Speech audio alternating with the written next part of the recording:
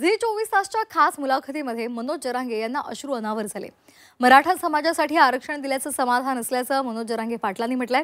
मला फोडण्याचा प्रयत्न झाला, अनेक आरोप झाले, पण माझी भूमिका काय ही मी कायम ठेवलेली आहे असं सुद्धा त्यांनी म्हटलंय।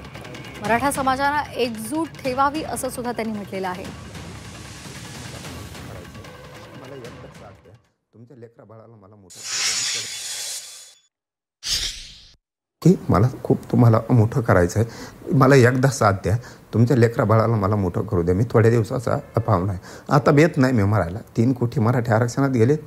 पश्चिम महाराष्ट्र आणि मराठवाड्याचं पण गॅजेटचा JR निघाला आहे। मी आता माझं जीवन सार्थकी लागलं, एवढंच होईल की माझ्या समाजाच्या लेकराचं सुख बघायला मी नसणार हे शक्यतो।